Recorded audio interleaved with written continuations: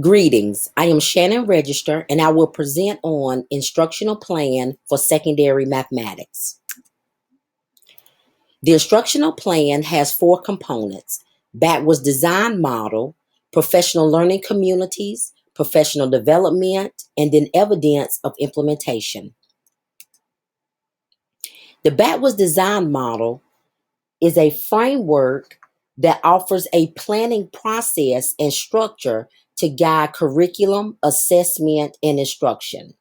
Some key ideals are focus on teaching and assessing for understanding and learning transfer.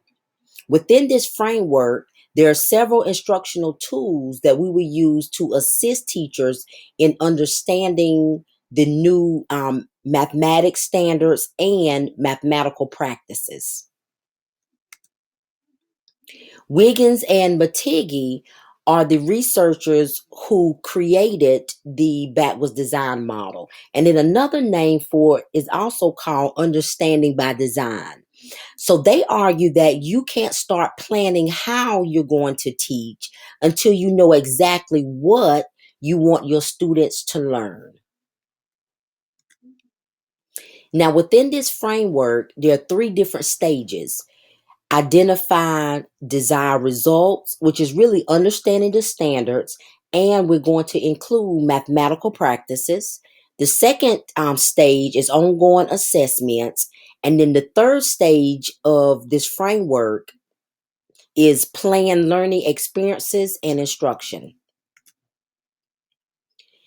With the first stage, understanding the standards and mathematical practices, it's very important that teachers can identify the big ideals in these new standards, as well as the concepts, which are your nouns and the verbs. So we need to identify what students need to know and be able to do.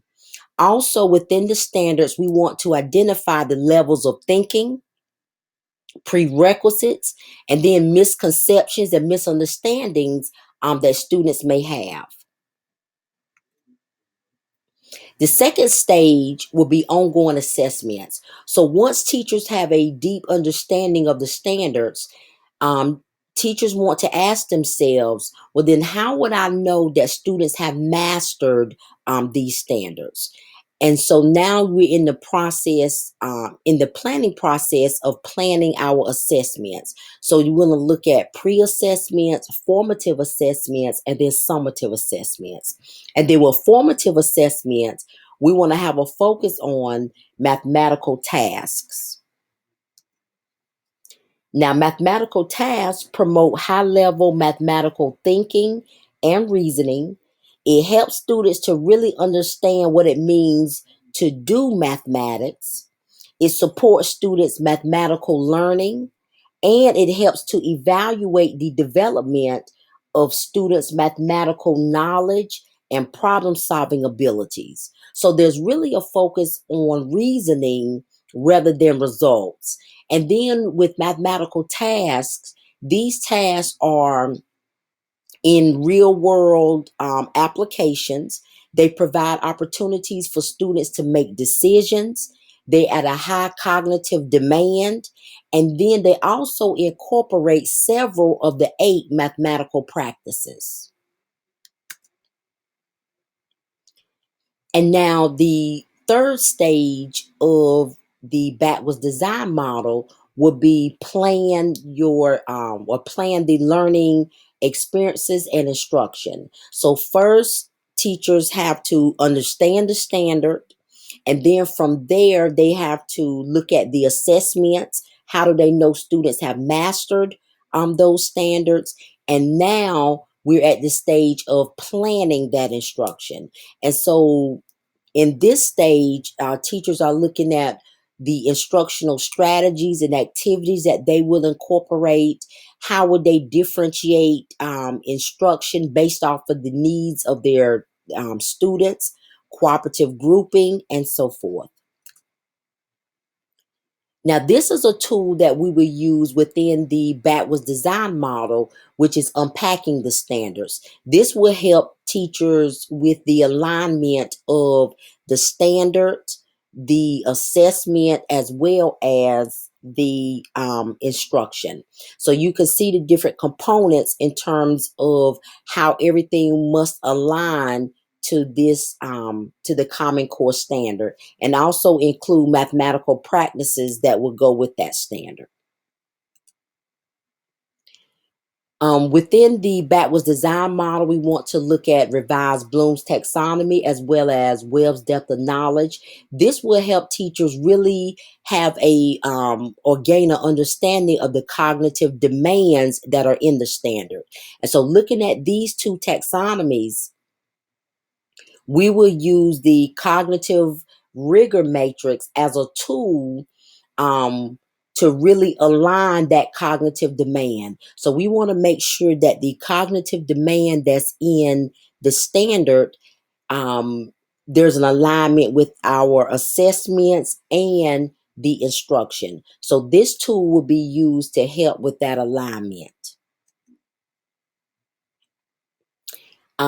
Now, component two, which will help support our backwards design model, which is really the planning process for teachers in understanding the standards, the assessments, and instruction. So, component two, the professional learning communities will support this planning process. And so, professional learning communities, here we have several requirements of schools. We want to make sure that each school provide collaborative time for teachers to meet, as well as vertical alignment meetings. And these meetings will support teachers' understanding of the standards, instruction, and assessments. There will be protocols that's going to be established throughout the district for these PLCs, as well as common forms that we will use. And this is just to have consistency and uniformity throughout the district. Also, district leaders and principals will attend monthly problem solving PLC sessions, because it's very important that district leaders and principals know what to look for when they go into observe and do walkthroughs as well as evaluations.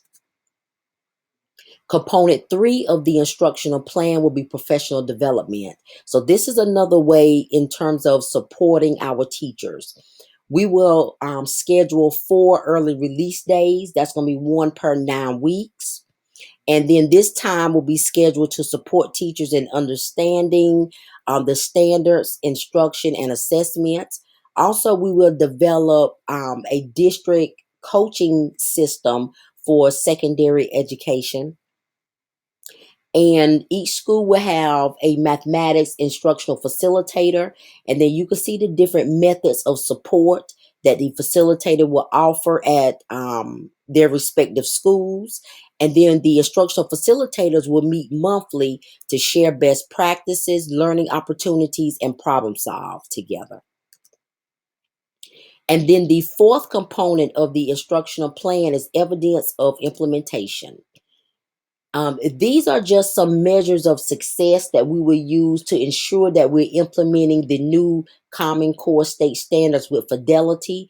We will have walkthroughs. That's daily walkthroughs that will happen, monthly walkthroughs facilitated by the Curriculum and Instruction Department. Then we also have our quality assurance review walkthroughs, our district benchmark system, as well as minutes and agendas from PLC meetings. And these are just data points to support our implementation of the instructional plan. And then these are references that help support our instructional plan. Thank you.